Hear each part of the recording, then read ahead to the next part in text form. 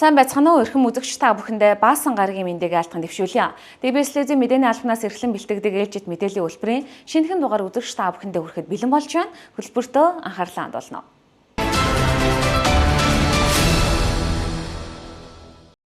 Бид та бүхэндээ мэдээллийнхаа эхэнд Дархан хот доторх авто замын хөдөлгөөнийг түр хязгаарлахтай холбоотой тодруулга мэдээлэл бэлтгэснээ одоо энэ хэсэгт толилуулна. Анхаарлаа хандуулна.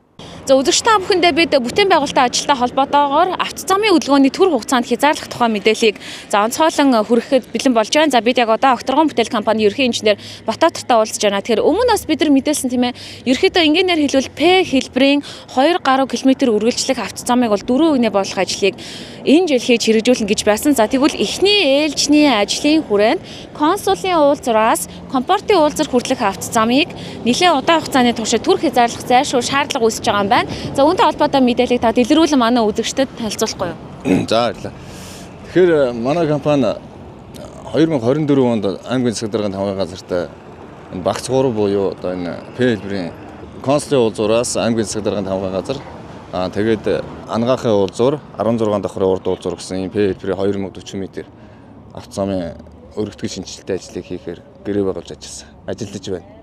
За тэгээд барилга угсралтын ажлын өргөтгөлийн ажил одоо эхлэх гээд одоо бэлтгэл ажил хангагдаад одоо 4 сарын 5-наас 5 сарын 20-ны хооронд одоо консулын уулзуураас компортын уулзуур бүр 200 м замын хөдөлгөөнийг түр хязгаарлахаар одоо холбогдох байгууллагууд руу мэдгдлээ хөргүүлээд зөвшөөрлөө авахар хөргүүлсэн байгаа. Тэгээд энэ маань болохоор хугацаа бол 5 сарын 20 гэж байгаа шүү дээ. Энэ дээр бол хөндлөн гарсан зам дагуу явж байгаа цахилгаан холбоо одоо шугам сүлжээний ажлууд бас нэлээд байгаа дулаан гэдэг. Энэний ажилтай холбоотойгоор бас хугацаа бас жоохон урт тавигдсан байгаа.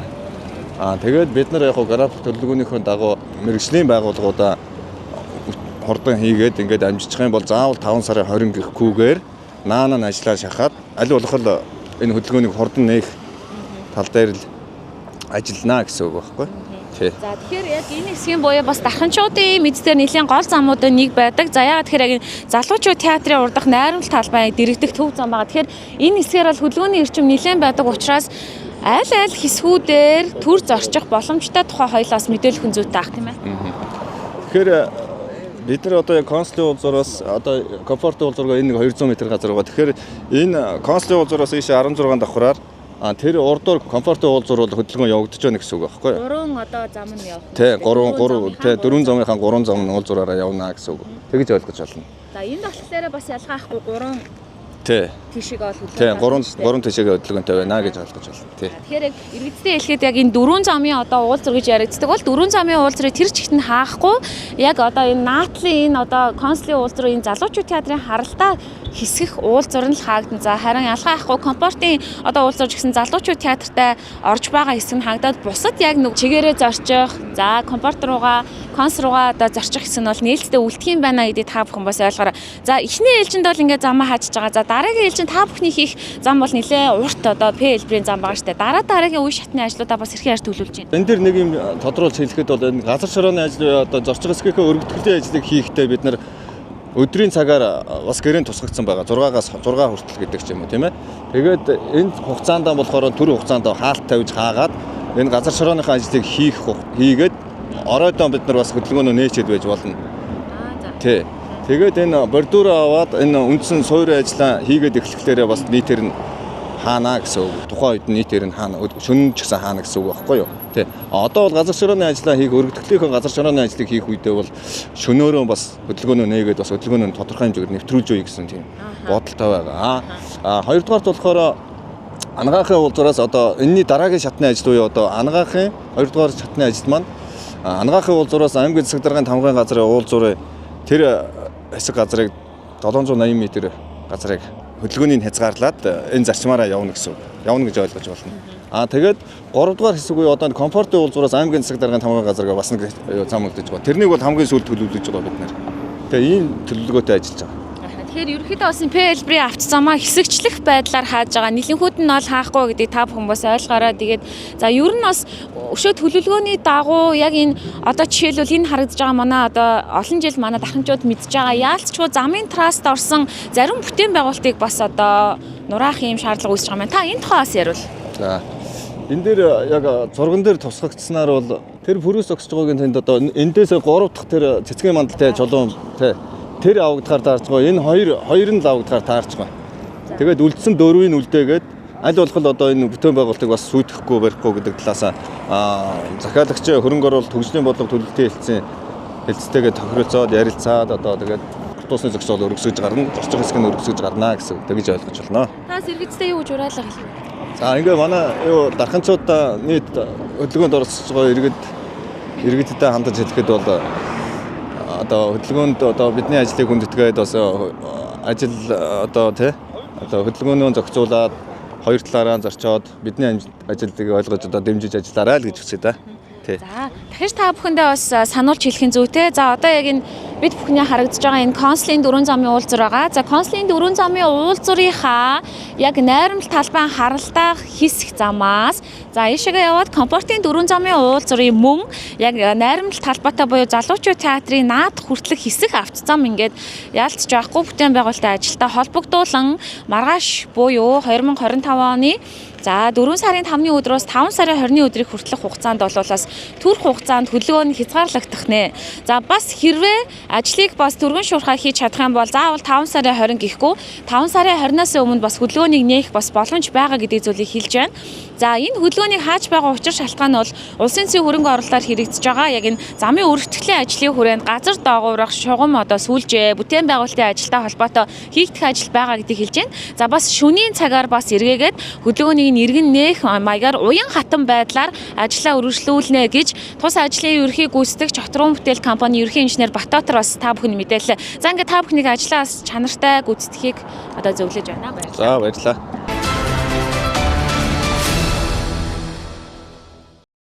Мэдээллийн үйлбэр танд хүрч байна. Дараагийн мэдээ. 2025 оны оюутан цэргийн мэргэжил олгох сургалтанд хамрагдах Дархан Уул аймгийн 63 оюутан Батламжийн албан ёсоор гарт авлаа.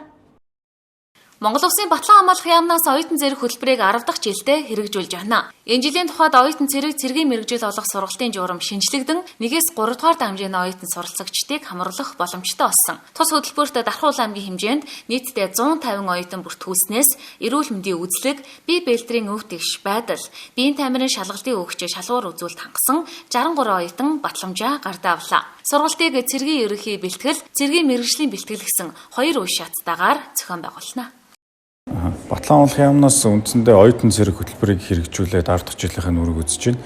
За энэ хугацаанд одоо үндсэндээ хуучин 10 оюутнаас 1 оюутан л хамрагддаг байсан болвол засгийн газрын тогтоолын журмыг одоо шинжилээд 1, 2, 3 дугаар курсын оюутнууд хамрагддагаараа их онцлогтой давуу тал болж байна энэ жилийн үед. За ийм Монголиа цахим системээр бүртгэл явагдсан. Бүртгэлд бол Дархан Уул аймгийн хэмжээнд 150-аад оюутан бүртгэгдснээс одоо 2 шатны сонгон шалгаруулалт буюу эрүүл мэндийн үзлэг, биеийн тамирын шалгалтыг аваад тэнцсэн оюутнуудад одоо 63 оюутан байгаа.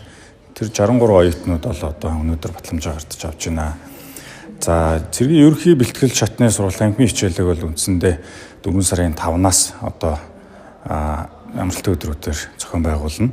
За 6 сарын 3-ны өдөр хүртэл. За 6 сарын 3-ны өдөр хүртэл онлайн бэлтгэл шатны дууссан тохиолдолд одоо шалгалт аваад тэнцсэн оюутнуудыг дахин одоо эрүүл мэндийн үзлэгт оруулаад тэгээд тэнцсэн оюутнуудын одоо цэргийн одоо мэргэжлийн бэлтгэл шатны сургалтанд гарахаар байгаа.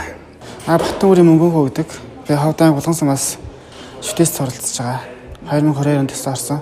Тэгээд одоо барилгын инженерээр 3 дахь дамжаанд ордог. Тэгээ оюутан зэрэгт бүртгүүлээд сонгон шалгуулалтанд ороод одоо явахаар болоод Батламжаа гард навсан байна. Монгол Улсын их сургууль оюутнуудын коллежуудын суралцагч нарыг одоо оюутан зэрэгт буюу цэргийн хөтөлбөрт хамруулж байгаад бол 2025 оноос эхлэн 2-3 дугаар дамжааны оюутнуудыг хамруулах болсонд одоо маш их баяртай байна. Манай ангиас бол ингээд 4 хүүхэд бүртгүүлсэн байгаа. Тэгээд сонгон шалгуулалтанд тэгээд ганцаараа тэнцэж гарч ирсэн байгаа. Цэргийн ерөнхий бэлтгэл шатны сургалтанд 2 багц 96 цагийн хичээл орох бөгөөд 4-р сарын 5-ны өдрөөс 7 хоног бүрийн бямб нэм гаргуудад 6 цагаар 2 сарын туршид явуулна. Харин цэргийн мэргэжлийн бэлтгэлийг ирэх 6-р сарын 15-наас эхлэн 2 сарын хугацаатай явуулах юм байна. Оюутан цэрэг хөтөлбөрт тэнцсэн оюутнуудаа амжилт хүсье.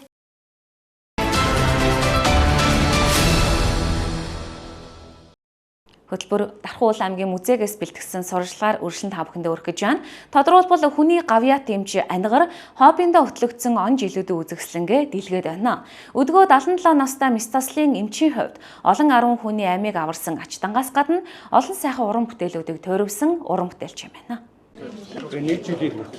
Эмчийн тангараг өргөсөн цагаас хойш 16,000 гаруй хүнд мэс засал хийж олон хүний эрдэнэт амь насыг авраа хамгаалсан алтан гарт эмч анигарыг дарханчууд хүний гавьяа тэмч гэдгээр нь андахгүй. Харин түүнийг зураач, сэлбэрч, уран бүтээлч гэдгийг нь мэддэг хүн цөөхөн бизээ. Олон жилийн авьяас бүтээлийг нь гэрчилэхээр дэлхийн эмч нарын өдрийг тохиолдуулан түүний эмч хүний урлагуу сэдэвт уран бүтээлээ үзэсгэлэн Дархан уул аймгийн музейд дэлгэгдэж байна. Энэхүү уран бүтээлийн үзэсгэлэндээ түүний зурсан уран зургууд, сүрэл мод чулуугаар хийсэн онцгой бүтээлүүд, цэргийн алба хааж байхдаа төрөвсөн цэргийн өдрийн тэмдэглэл, түүний урсан ширээ сандал, сэлбэр, сүрлэн наамал, гар урлын гээд 70 гаруй уран бүтээл дэлгэгдэжээ. Иргэдийнхээ эрүүл мэндийн инхийн манааны төлөө чин сэтгэлээ зориулан зүтгэж олон шав нараа төрүүлэн бэлтгэсэн түүнийг иргэд үзэгчид та бүхэн тэс өөр нүдээр толдох боломжтой. Үзэсгэлэнгийн нээлтийн арга хэмжээнд аймаг орон нутгийн удирдлагуудын төлөөлөл, эрүүл мэндийн салбарынхан түүний шавнаар гэр бүл дотны хүмүүс уран бүтээлийг дэмжигчид хүрэлцэн ирлээ.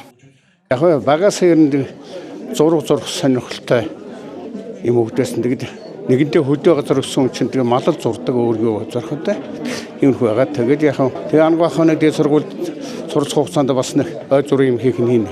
Тэгээ би эмч уснаас эмчийн чөлөө заваа бүтээн хагас сайдэр ээжийн амралтаар нүдтэй гол юм хийдэг болсон юм да. Би зурагтай гол дандаа судалбар зураг гэдэг явж үзсэн амарч байгаа байгаль тэр сайхан байгалуудыг зурх дуртай да.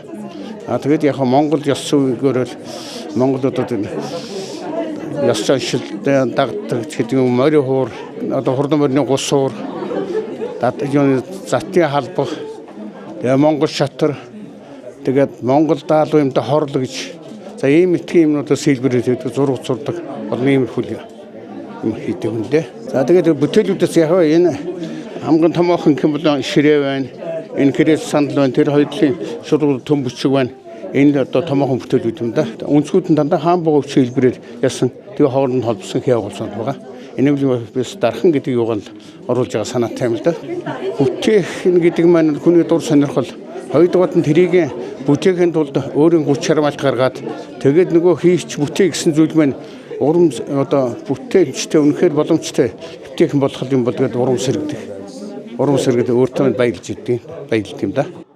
Дархан уул аймгийн музей энэ мэтчлэн үндсэн үзрүүдээс гадна онцлог цаг хугацаанд хувийн цуглуулсан үзэсгэлэн дэмжин ажилладаг. Хувь хүний олон жилийн туршид цуглуулсан үнэт зүйлс, урлагийн бүтээлүүд, түүхэн эд үлгийн зүйлс, ном, марк, зоос, гар урлал гэх мэт цуглуулгуудыг олон нийтэд дэлгэн харуулсан үзэсгэлэн хувийн цуглуулга уран бүтээлийн үзэсгэлэн гэж тооцогддог байна.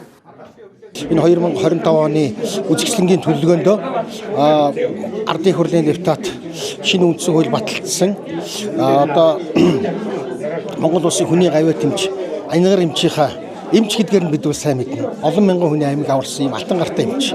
Харин яг уран бүтээлч гэдгээр нь бид иргэд мэддэггүй. Анигар эмч бол зөвхөн алтан гартай эмчээс гадна зураач, сэлбэрч, баримлч олон төрлийн одоо урлагийн бүтээлүүд хийсэн одоо 70 гаруй бүтээлүүд нь байна. Тэгэхээр бас мундаг юм уран бүтээлч хөө. Тэгээд энэ бүхнийг бид бас дарханчуудаа дэлгэн үзүүлж байгаа. Энэ үзэсгэлэн бол ямар ч байсан бид 7 хоног гаргана дарханчуудаа хүргэнэ. Дээр нь одоо хүүхэд багчууд, залуучууд дарханыхаа иргэдэг. Энэ алтан гартаа энэ эмчийн үзэсгэлэн ирж одоо үзхийг музей зочлохыг урьж байна. Хүний гавьяа тэмч анигаараа шинэ үндсэн хууль батлагдсан ардын их хурлын депутат буюу төр нийгмийн зүтгэлтэй. Мөн эмч хүний туулсан замнал, уран бүтээлтэй шингээсэн үнэт зүйлсийг та бүхэн Дархан уул аймгийн музейд хүрэлцэн очиж, толтон танилцаж, түүний ертөнцөөр аялаарай. Эмч хүний урлагын уран бүтээлийн үзэсгэлэн Дархан уул аймгийн музейд 7 хоногийн турш дэлгэгдэнэ.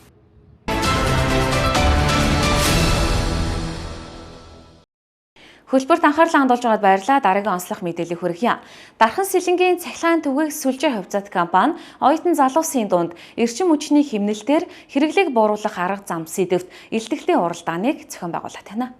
Төвийн бүсийн эрчим хүчний системийн их үүсвэрийн дутагдалд орсон энэ цаг үед цахилгаан эрчим хүчний хэмнэлтээр хэрэглээг бууруулах, арга замыг тодорхойлох, шин санаа, бодит туршилт, судалгааны үр дүнгуудыг бусдад түгээх, судалгаа шинжилгээний ажлын цар хүрээг тэлэх зорилгоор Дархан Сэлэнгийн цахилгаан түгээх сүлжээ хувьцаат компани, Шинжлэх ухааны технологийн их сургуулийн Дархуул аймаг дахь технологийн сургуультай хамтран эрчим хүчний хэмнэлтээр хэрэглээг бууруулах арга зам сэдвт илтгэлийн уралдааныг оюутан залуусын дунд зохион байгууллаа. Та бүхэн зарим илтгэлийн сэдвүүдээс товч дурдвал ахуйн хэрэглээний халаалтыг цахилгаан эрчим хүчээр шийдвэрлэж агаарын бохирлыг бууруулах боломжийн судалгаа. Мөн Дархан хотын гэрэлтүүлэгт хэмнэлт хийх боломжийн судалгаа, хүдрийн уурхайн чадлын коэффициентийг дээшлүүлэх боломж, шарын голын засварын цехийн ажлын бүртгэлийг програмчлах боломж, айл өрхийн цахилгаан хэрэглээг бууруулах судалгаа, мөн айл өрхийн эрчим хүчний хэрэглээг ухаалгаар хянах, хаягдал цаасаараа шахмал төлшөө үйлдвэрлэх шинж чанарын судалгаа, мөн сургуулийн өмнөх боловсролын байгууллагын барилгын дулаан алдагдлын үнэлгээг хэмнэл зэрэг сэдвүүдээр оюутнууд илтгэлээ хэлэлцүүллээ.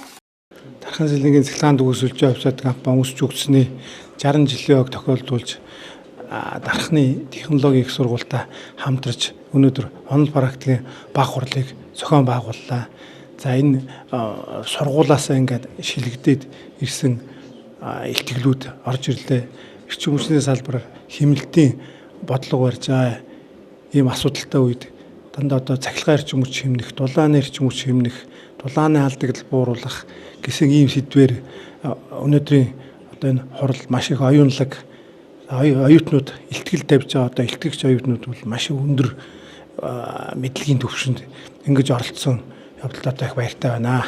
Хамтарч ажиллаж байгаа байгууллагуудтайгаа хамтарч одоо бас судалгаа шинжилгээ хийнэ гэдэг бол багш нартай, судлаачтай бас практик ач холбогдолтой. За дээрэс нь үйлдвэр талаасаа бол бас бидний судалгааг авч амьдралд хэрэгжүүлэх бүтээгдэхүүн үйлчилгээгээ сайжруулах ийм олон талын ач холбогдолтой байдаг. Тэгэхээр бид нар энэ хүрээндээ өнөөдрийн энэ хурлыг бас зохион байгууллаа. Ер нь энэ үйлдвэр аж ахуйн газруудтайгаа тэрний дотор өнөөдрийн энэ явуулсан арга хэмжээтэйгээ холбогдуулаад ярихад бидний нэг хамтын ажиллагаагаа бас нэлээд сайжруулах хэрэгтэй юм байна. Яг гэвэл энэ мэдээлэл датануудаа нэлээд сайн шеэрлэх юм бол судалгаанууд маань бас нэлээд чамбаа болж эргэж одоо практикт нэвтрэх ийм сайхан боломж бүрдэх юм байна гэж ингэж харж байна. Тэгэхээр ер нь энэ хэрэглэгчдийн боловсролыг дээшлүүлэх тал дээр бас их анхаарах хэрэгтэй байна гэсэн манай энэ оюутнуудын багш нарын энэ судалгаанууд бол хөөрхөн ач холбогдолтой ийм айтгаан судалгаанууд байлаа. Тэгээд үйлдвэртэйгээ бид нэр сүлжээтэй Дархан Сэлэнгийн цахилгаан түгээх сүлжээтэйгээ хамтраад бас энэ инженер техникийн ажилтнуудтайгаа хамтраад энэ судалгаагаа илүү бас баялжуулж, сайжруулж, практик амьдрал дээр хэрэгжүүлэх. За мөн дээрэс нь хэрэглэгчдийн одоо боловсролыг дээшлүүлж нэг хэрэглээндээ бас хэмнэлт хийх энэ боломжийг гаргах ийм нөлөөллийн ажлуудыг бас хамтарч хийх нь зүйтэй юм байна гэсэн ийм дүгнэлтэнд хүрлээ. Энэхүү зохион байгуулсан илтгэлийн уралдаанд болохоор айл өрхийн эрчим хүчний хэрэглээг ухаалгаар хянах систем буюу вебсайт бүтээгийн оролцсон байгаа. Тэгээд тэргүүн байранд шалгарсандаа маш их баяртай байна. Айл өрхийн эрчим хүчний хэрэглээнд хэмнэлт гаргах нь их чухал асуудал байгаа шүү дээ, тий. Өөрсдийнхээ хэрэглээг бид нэр бодитоор хэмжээд, хэмнээд, наривчлалтаар харах боломж ингээ home space-наас үүдээд хэмнэлт хийх. Тэгэхээр энэ чиглэлээр судалгааны ажил хийхээр зориод эхний ээлжинд вебсайт суурьтай юм систем хөгжүүлэлт эхлүүлсэн байгаа. Дараачуудаа илүү хялбар аппликейшн байдлаар хөгжүүлэх замаар цаашдын судалгааны ажлуудаас хийж өргөжлөх болно. Айл өрхийн цахилгаан эрчим хүчний хэрэглээг яг өрхийн түвшинд хэрэглэгчдийн зүгээс бууруулах талаар эрдэм шинжилгээний оролт илтгэлээ бэлтгэж оролцуулсан. Тэгээд ер нь бол манай улсын хэмжээнд эрчим хүчний хэрэглээ маш их өснөөс болоод энэ эргээд ингээд хэрэглэгчдийн эрчим хүчээр хангаж чадхааргүй байдалд хүрсэн. Энэ бидний хамгийн том асуудал болоод байгаа учраас энэ талаас нь яг айл өрхийн хүрээнд хэрэглэгчдийн мэдлэг ямар хэрэгтэй вэ гэдэг талаар ийм суур талаас нь судалгаа гаргаж оруулсан. Тэгээд хамгийн гол нь айл өрх нь хамгийн цахилгаан эрчим хүчийг хэмнэх хамгийн энгийн арга нь гэдэг юм бол эрчим хүчний хэмнэлтэд цахилгаан хэрэгслүүдийг хэрэглээнд нэвтрүүлэх гэдэг талаас нь илүү судалгаа гаргасан байна. Илтгэлийн тэмцээний 1-р байранд цахилгаан системийн 3-р дамжааны оюутан Эрдэнэ Бэлэг Жаргалан нарын айл өрхийн эрчим хүчний хэрэглээг ухаалгаар хянах илтгэл. Харин 2-р байранд эрчим хүчний мэдээлэл технологийн салбарын 2-р дамжааны оюутан Тэнгис Отгон Цэцэг нарын айл өрхийн цахилгааны хэрэглээг бууруулах судалгаа. Харин 3-р байранд уул уурхайн цахилгаан тоног төхөөрөмжийн автоматжуулалтын 4-р курсын оюутан Мөнхбатын хүдрийн уурхайн чадлын коэффициентийг дээшлүүлэх боломж зэрэг илтгэлүүд шалгараад байна.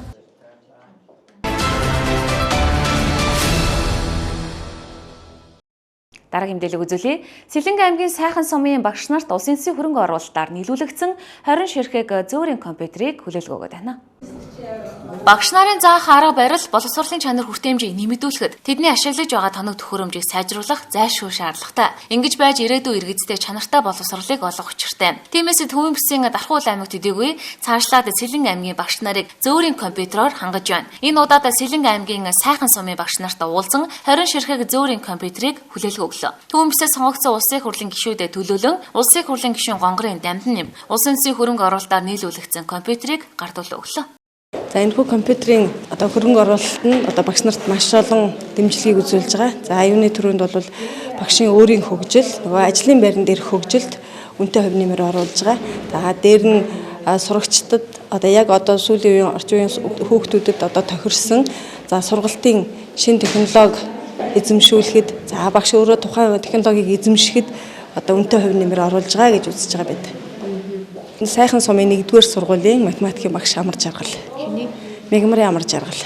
Сүүлийн жилүүдэд цаар тахлаас хойш хосолсон сургалтын арга гэдэг сургалтууд ер нь цахим, танхим гэсэн хосолсон хэлбэртэй их явагдаж байгаа.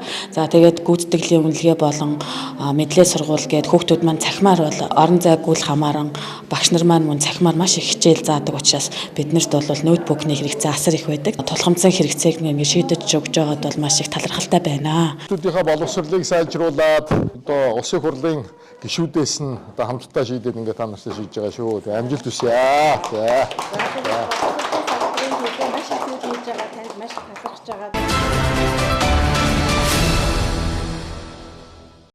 Ингээд мэдээллийн үйлбэр онцлог бизнес мэдээлэлээр үргэлжлэнэ.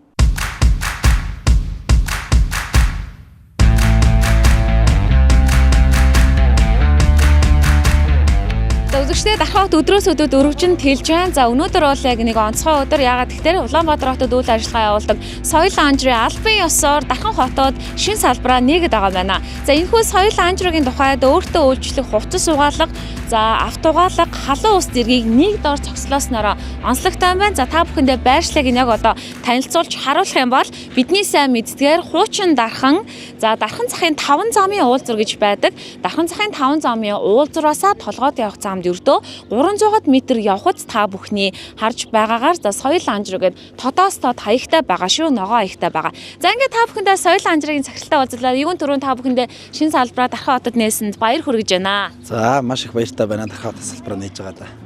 За ингээд бүгдээ бас хамтдаа тотгошоогоо орж илүү давуу талуудыг илүү нарийн одоо та бүхэндээ харуулж танилцуулъя. За нээлтийн үйл ажиллагаа болоод олон хүмүүс цугласан үйлчлүүлэгчид ирсэн байгаа юм байна.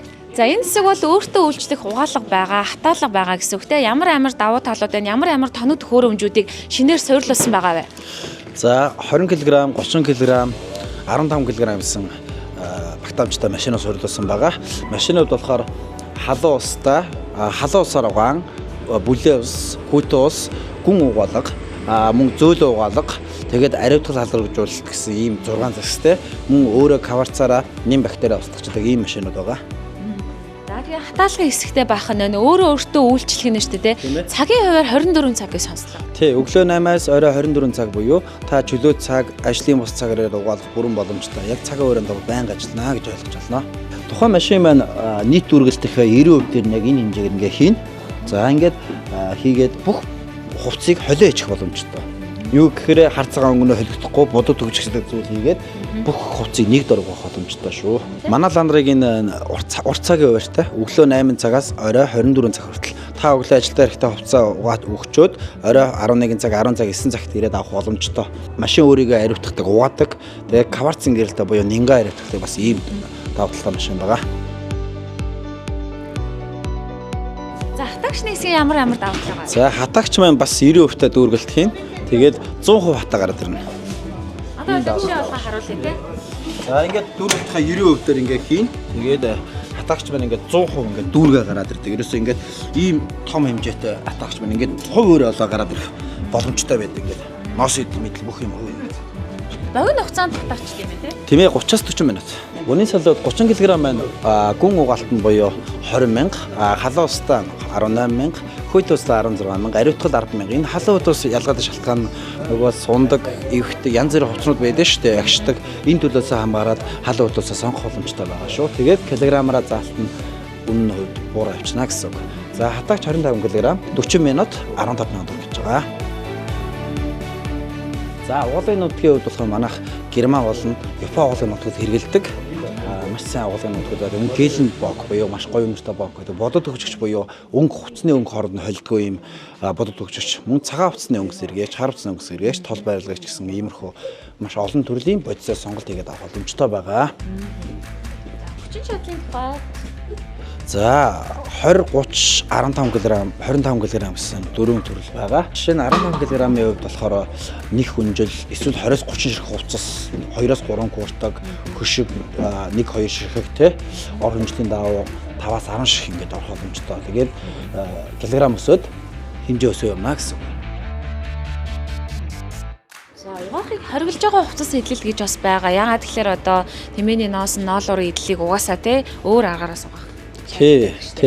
Тэмээний носон болно. Үндэсний татвартай энэ ноолуурын бүтээтгүүнээ угаахад хин цэвэрлэгээ заавал шаардлагатай. Угаалгах боломжгүй багших эсвэл сунах тийм магадaltaй учраас энэ зүйлүүдийг бид нэр хориглодог маш их нөгөө бохирдолтой зүйлийг бас болохгүй гэж ойлгож байна. За соёл анжраас ер нь Улаанбаатар хотод Монгол улсад хэддэг жилдээ үйл ажиллагаагаа явуулж байгаа вэ? Хэдэн салбартай вэ? Манай дархаа дахь салбар хэддэг салбар болж нэгдэж байгаа. 2 дахь жилдээ үйл ажиллагаа явуулж эхэлж байна. Тэгээд ландрын чиглэлээр шинж төвшөнд гарч ирж байгаа. Бид нар нийт Улаанбаатар хотын иргэдийн 40% ландраар үйлчлэж байна гэж ойлгож байгаа. Одоохондоо бид нар 6 дахь салбар ингээд явж байгаа.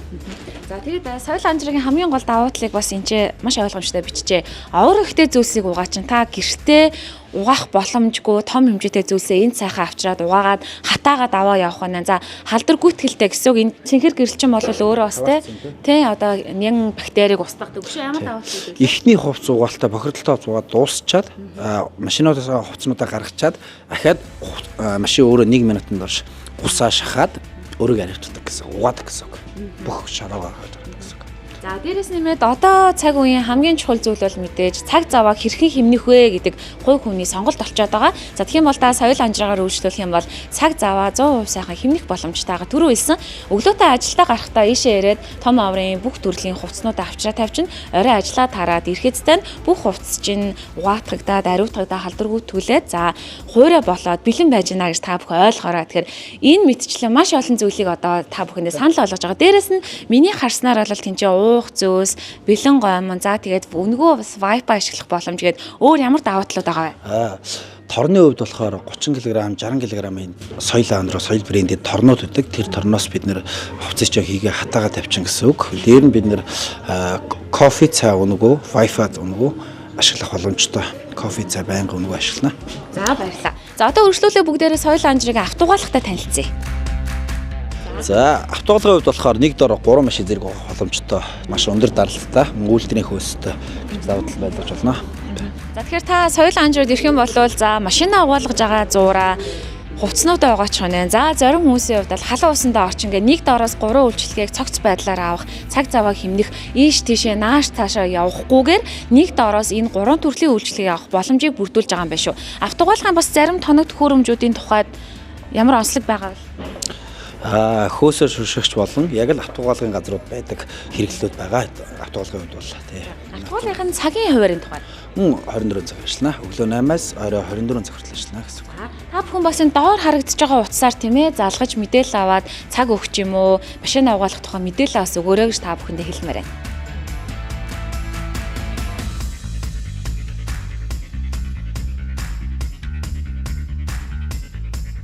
Дэвслэс та бүхэндээ дархан хотоор шинээр өнөөдөр нээлттэй хийж байгаа соёлтой бүх үйлчилгээг нэг доороос соёл анжрыг сурчилсан даатхан таатай байна. За ингээд та бүхнийгээ соёл анжлагаар өргөнөөр өргөжлүүлэхийг урьж байна. За 24 цагаас манай үе тал үргэж нээлттэй байх болон та бүхэн өргөнөөр өргөжлөөрэй. За та бүхэндээ ажлын амжилт хүсье баярлалаа.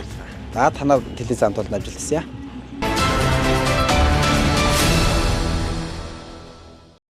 Үзэгч та бүхэндээ орон нутгийн чанартай мэдээлүүдээ толилууллаа. Харин одоо уламжлал ёсоор цагаагаар мэдээлэл хүлээн авна.